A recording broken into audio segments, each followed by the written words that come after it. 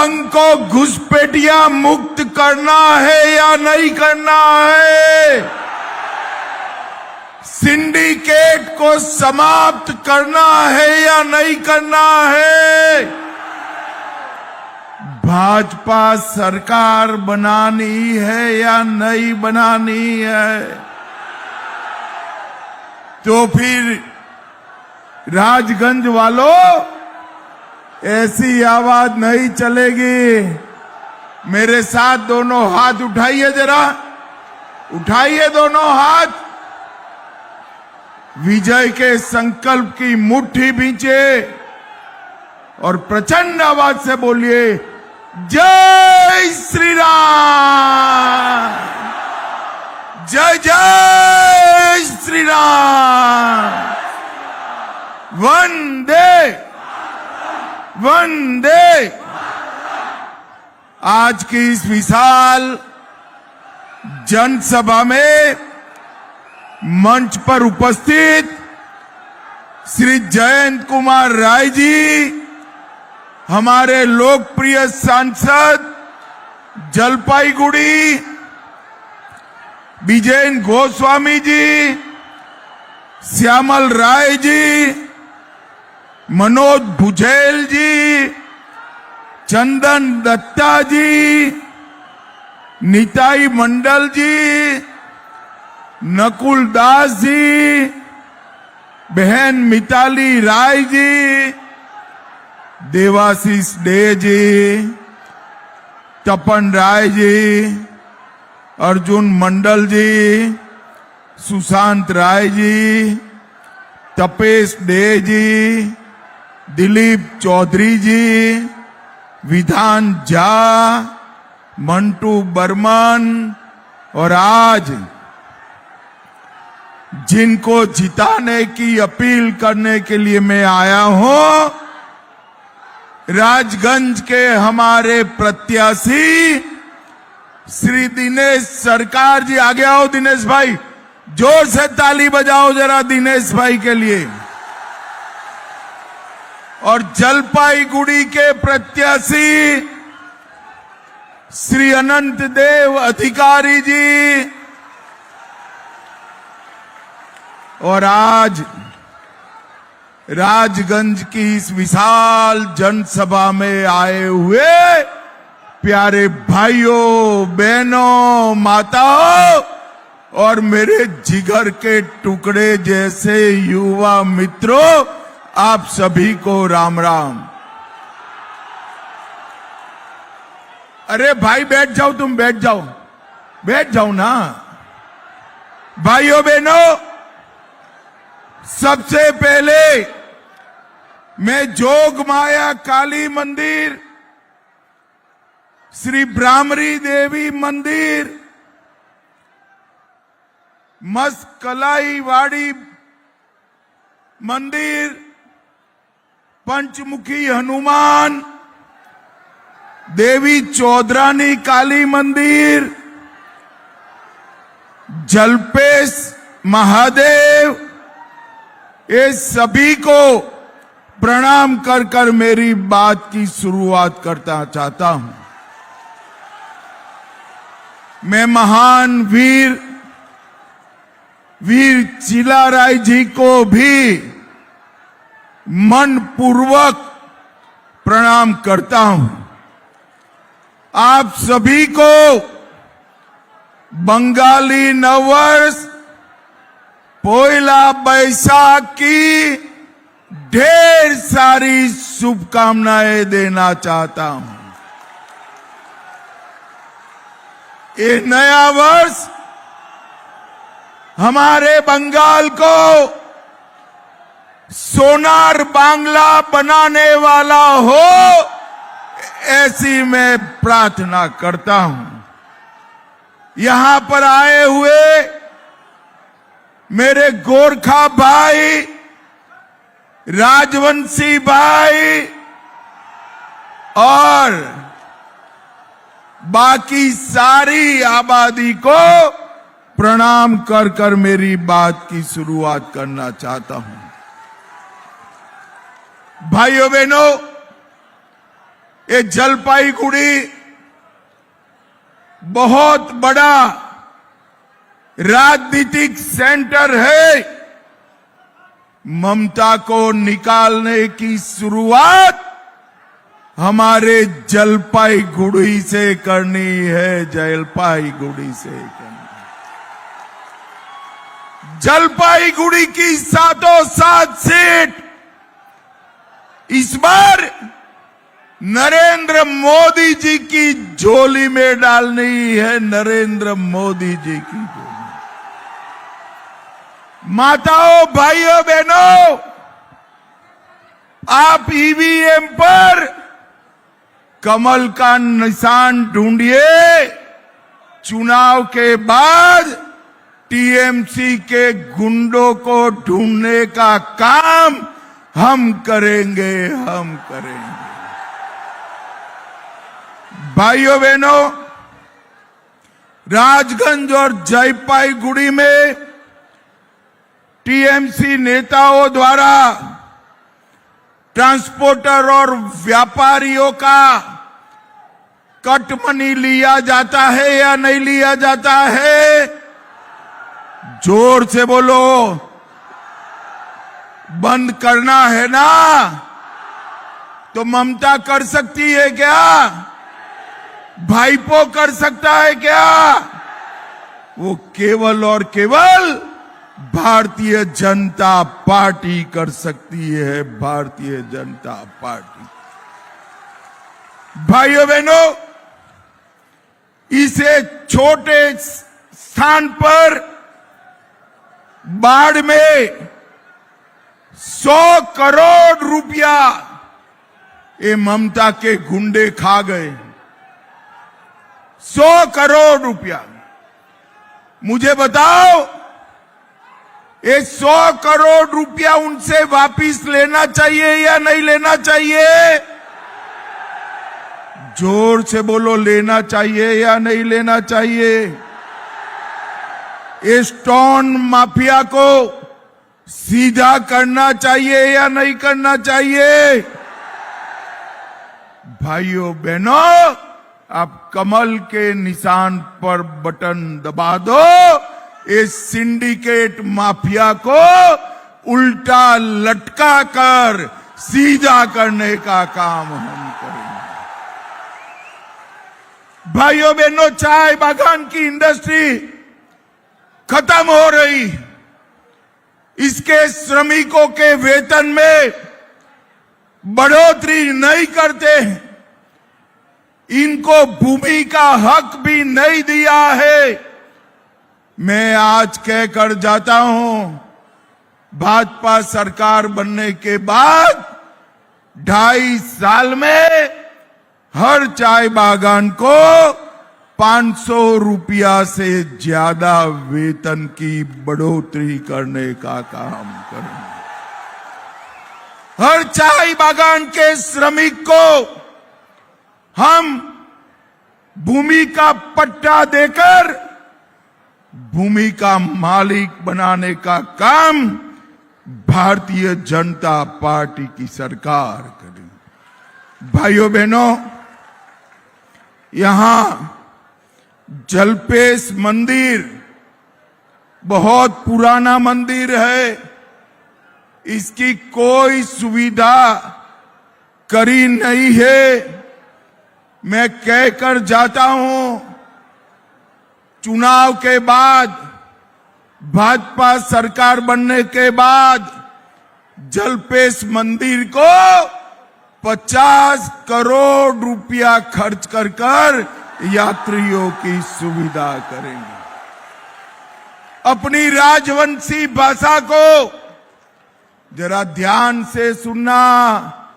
राजवंशी भाषा को 8वीं अनुसूची में लाने का काम भारतीय जनता पार्टी की सरकार करेगी। भाइयों बहनों, जलपाईगुड़ी टिम्बर और टूरिज्म के लिए जाना जाता था। ममता दीदी ने इसके अंदर चौथा टी जोड़ा, टीयर्स का टी, आंसुओं काटी। भारतीय जनता पार्टी के अनेक कार्यकर्ताओं पर ये ममता के गुंडों ने अत्याचार करा। 23 अप्रैल को ममता का हिसाब आप बरोबर कर दो, गुंडों का हिसाब हम बरोबर कर देंगे, हम बरोबर कर देंगे। सारे गुंडे उल्टा लटका कर सीधा करने का काम भारतीय जनता पार्टी करेगी। भाइयों बहनों, भारत सरकार ने गोरखा समस्या के समाधान के लिए बहुत सारे प्रयास करे, मगर दीदी साथ नहीं देती। इसीलिए हमने एक इंटरलॉक्यूलेटर बनाया है। मैं आज कहकर जाता हूं, चुनाव के बाद गोरखा समस्या का संवैधानिक समाधान भारतीय जनता पार्टी करेगी और पूरे बंगाल भर के सभी दलों के कार्यकर्ताओं को मैं कहना चाहता हूं कि भाजपा सरकार बनने के बाद हम राजनीतिक दल के कार्यकर्ताओं पर जो झूठे राजनीतिक मुकदमे लगाए हैं, वो सारे मुकदमों को विड्रॉ करने का काम भारतीय जनता पार्टी करेगी। हमारे गोरखा भाइयों पर एक एक नेता पर 200-200 केस करे, सारे केस वापिस ले लिए जाएंगे। भाइयों बहनों, मुझे बताओ जरा, उत्तर बंग में एम्स होना चाहिए या नहीं होना चाहिए? अरे जोर से बोलो, होना चाहिए या नहीं होना चाहिए? ये वादा है, मई के बाद उत्तर बंग में एम्स बनाने का काम भारतीय जनता पार्टी करेगी। दार्जिलिंग से सुंदरवन नया नेशनल हाईवे बनाया जाएगा। 500 बेड का उत्तर बंग के लिए समर्पित एक कैंसर अस्पताल बनाया जाएगा। युवाओं के लिए IIT बनाने का काम उत्तर बंग में अलग से भारतीय जनता पार्टी करेगी। एक IIM भी उत्तर बंग में बनाएंगे। उत्तर बंग में एक खेल विश्वविद्यालय भी बनाएंगे और एक ट्राइबल यूनिवर्सिटी बनाने का काम भी भारतीय जनता पार्टी करेगी। अपने दार्जिलिंग को एडवेंचर हेरिटेज में बदलेंगे, टूरिज्म का सेंटर बनाएंगे। और भाइयों बहनों, मैं वादा कर कर जाता हूं, ये ममता को छातियां पीटने दो। हम पूरे बंगाल से चुन चुन कर घुसपैठिए को खदेड़ने का काम भारतीय जनता पार्टी करेगी। भाइयों बहनों, 4 नए इंडस्ट्रियल शहर उत्तर बंग में बनाने का काम भाजपा सरकार करेगी। इतने सारे दीदी लोग हैं, दीदी लोग बताओ मुझे, 4 शादी की परमिशन होनी चाहिए किसी को? अरे जोर से बोलो, दीदी लोग होना चाहिए क्या?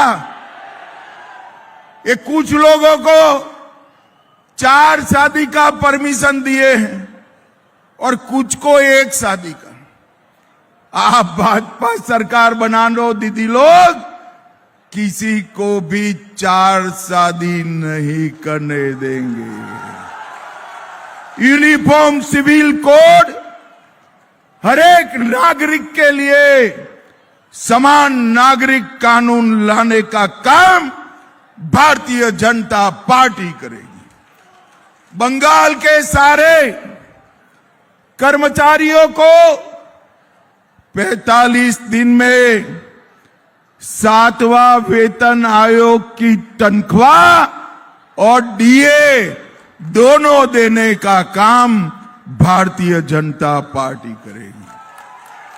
और ये दीदी लोग इतनी बड़ी संख्या में आए हैं, आप सबके बैंक अकाउंट में 3,000 रुपया हर महीना ट्रांसफर कर दिया जाएगा। और युवाओं, बेरोजगारी भत्ते के रूप में युवाओं के बैंक अकाउंट में भी हर महीना 3,000 रुपया देने का काम।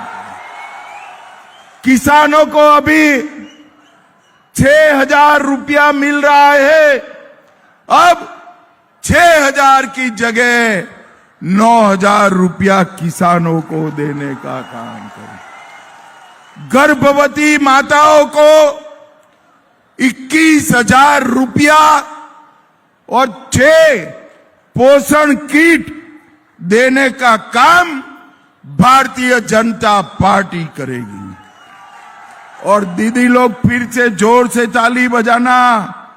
बसों में, सरकारी बस में 5 तारीख से एक भी दीदी को टिकट लेने की जरूरत नहीं है। 5 लाख तक का गरीबों का पूरा इलाज ऑपरेशन समेत मुफ्त में करेंगे। धान की एमएसपी को 3100 रुपया बढ़ाएंगे।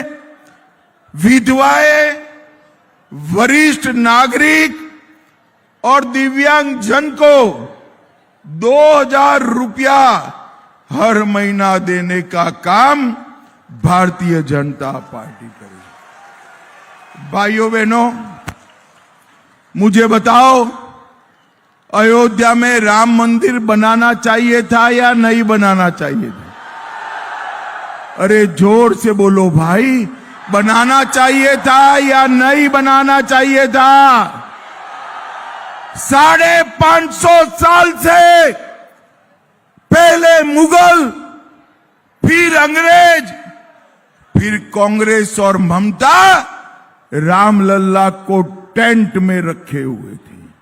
2019 में आपने भाजपा सरकार बनाई, मोदी जी को दूसरी बार प्रधानमंत्री बनाया। मोदी जी ने राम मंदिर बनाकर जय श्री राम कहा। और ममता दीदी, आपका चेला हुमायूं कबीर नाटक करने के लिए आपसे अलग हुआ है। वो बंगाल की भूमि पर बाबरी मस्जिद बनाना चाहता है। ममता दीदी, कान खोलकर सुन लो, ये बंगाल भारत में है। बंगाल में किसी को बाबरी मस्जिद नहीं बनाने देंगे। भाइयों बहनों, मुझे बताओ, ये कश्मीर जो है हमारा है या नहीं है? जोर से अंत तक बताओ, कश्मीर हमारा है या नहीं है? धारा 370 हटानी चाहिए थी या नहीं हटानी चाहिए थी? भाइयों बहनों, 75 साल तक कांग्रेस, कम्युनिस्ट, ममता, सपा, बसपा, डीएमके, ये सभी ने धारा 370 को रोक कर रखा था। मोदी जी ने 5 अगस्त 2019 को धारा 370 को समाप्त कर कर कश्मीर को हमेशा के लिए भारत का कर दिया। ये मनमोहन सिंह और ममता की जब सरकार थी, आए दिन आतंकी हमले होते थे और ये आतंकवादियों को बिरयानी खिलाते थे, बिरयानी। नरेंद्र मोदी जी की सरकार आई, उरी में हमला हुआ, हमने सर्जिकल स्ट्राइक किया। पुलवामा में हमला हुआ, एयर स्ट्राइक किया। और पहलगांव में हमला हुआ, ऑपरेशन सिंदूर कर कर घर में घुसकर आतंकवादियों को समाप्त करने का काम भारतीय जनता पार्टी। भाइयों बहनों, मोदी जी ने देश से आतंकवाद को समाप्त किया। हमने देश से नक्सलवाद को समाप्त किया है। और मैं कहकर जाता हूं, हम त्रिपुरा में भाजपा सरकार है, आसाम में भाजपा सरकार है, बिहार में भी बन चुकी है, बंगाल में बना दो। एक एक घुसपैठिए को चुन चुन कर निकालने का काम भारतीय जनता पार्टी करेगी। भाइयों बहनों, पूरे बंगाल को एक प्रकार से भ्रष्टाचार का अड्डा बनाया है। कई सारे भ्रष्टाचार के मामले ममता दीदी ने करे। एक ही बात कहना चाहता हूं, 26,000 युवाओं को नौकरी देने में फर्जीवाड़ा कर 300 करोड़ रुपया ममता के चेले खा गए। और ये समझते हैं कि अब कुछ नहीं होगा। जलपाईगुड़ी वालों, राजगंज वालों, कमल के फूल पर बटन दबा दो। 5 तारीख के बाद बंगाल की जनता का खाया हुआ एक एक रुपया सूद समेत वसूल कर वापिस लाएंगे। भाइयों बहनों, आप सहमत हो तो मैं घोटाले के नाम यहां से बोलूंगा और पूछूंगा किसने किया। आपको बताना है ममता दीदी ने। सहमत है आप? तो बोलो, केस फॉर क्वेरी घोटाला किसने किया? दीदी लोग भी बोले किसने किया? शिक्षक भर्ती घोटाला किसने किया? एसएससी घोटाला किसने किया? नगर पालिका भर्ती घोटाला किसने किया? गाय माता की तस्करी का घोटाला किसने किया? राशन घोटाला किसने किया? मनरेगा घोटाला किसने किया? पीएम आवास घोटाला किसने किया? भाइयों बहनों, नरेंद्र मोदी जी ने बंगाल की जनता को वादा किया है, हम 1 रुपये का भ्रष्टाचार न हो ऐसी सरकार बंगाल में भाजपा सरकार बनाएंगे। भाजपा सरकार। ये भतीजा भी कहता था ऐसे कैसे हो सकता है। अरे अभिषेक जी, 12 साल से मोदी जी देश में प्रधानमंत्री है और 12 साल गुजरात में सीएम रहकर आए हैं। 24 साल से बंदा देश में शासन कर रहा है, गुजरात और देश में। 24 साल में नरेंद्र मोदी जी पर 4 आने का भी भ्रष्टाचार का आरोप नहीं लगा है। राजगंज वालों, कट मनी समाप्त करना है, भ्रष्टाचार समाप्त करना है, सिंडिकेट को समाप्त करना है, गौ तस्करी बंद करनी है, सीमा पर बाड़ लगाना है, घुसपैठिए को निकालना है, राजवंशी भाषा को 8वीं अनुसूची में लाना है, गोरखाओं को न्याय दिलाना है, ये सभी ममता दीदी कर सकती है क्या?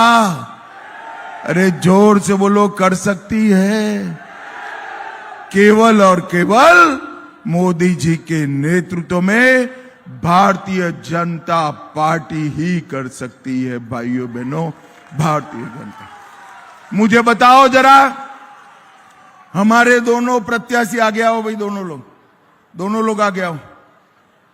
दोनों प्रत्याशियों को प्रचंड बहुमत से जिताओगे क्या? अरे जोर से बोलो, जिताओगे? कमल के निशान पर बटन दबाओगे? देखो भाई, बटन तो